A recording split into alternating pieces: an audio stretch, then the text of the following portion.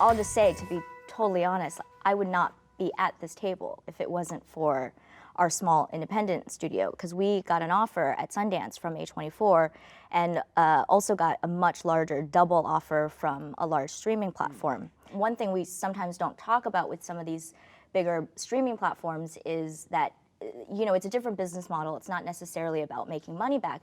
It's about brand. They're building their brand. And when you're an established filmmaker, you are a brand that they want to partner with to help build their own brand.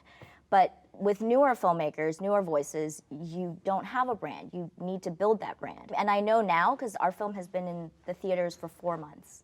You know, for a film that's 75, 80% in Mandarin subtitled, but is an American film, you know, to even first of all get that finance, but then to have that play as an American film, 100% Asian American cast, to be seen as an American story, and play in theaters for 4 months, and then for me to be at this table, I know for a fact that if I took that bigger, you know, the bigger money, that they wouldn't have the energy to put behind someone like me to build my brand. For so long, there was a sense from the studios that there had to be, you know, we're making films for a male audience. Is that changing? Well, changing for, I mean, what's Hollywood, right? Like exactly, it's changing. You know, like it's different filmmakers. I think like if you have women tell our own stories, then it's changing because it's our perspective, you know, the way, and we were talking about this, that like when people always ask, like, what does it feel like to be a female director? And it's like, I've never been anything else in my life. I can't compare the two. I can't be like, so it's just a different perspective.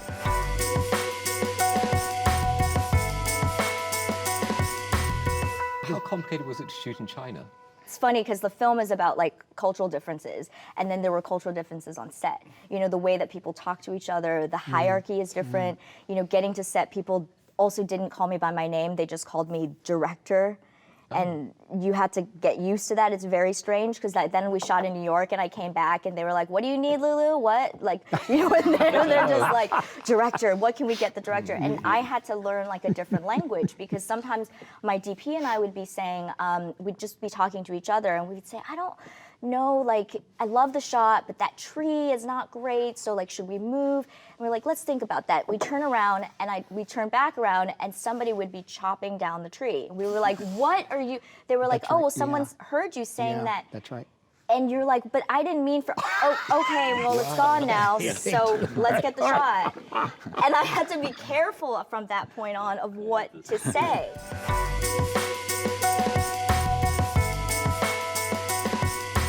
What I love about production is it is an act of faith. You know, every day you show up on set, is it gonna rain? Is it gonna, what's gonna happen? And then if you know what you wanna say, like, if the circumstances aren't what you expect, you have to change what you were expecting and you have to make the best out of that situation. And so many times, you know, when I look back in seeing the final film, I think, oh my gosh, like this worked out so much better than what I could have planned. For example, I shot in China at my grandfather's grave. You know, my grandfather died when I left China, right after I left China. I was 6. I had never saw him again.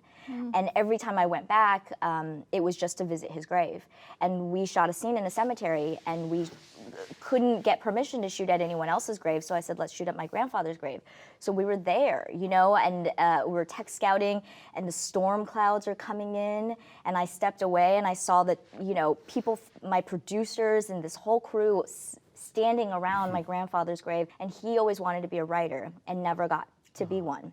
And he passed away very young. And so being in that moment of like all these non-Chinese people who've never been to China before are now at my grandfather's grave, feel that electricity, like that's why I'm a filmmaker, you know? And is it fiction? Is it autobiographical? Like it kind of blends, you know, and it's just magical. Hi, I'm Lulu Wang. My name is Fernando Morales. I'm Greta Gerwig. I am Noah Baumbach. Thank you for watching the Hollywood Reporter. The Hollywood Reporter Roundtables. Roundtables on YouTube. On YouTube.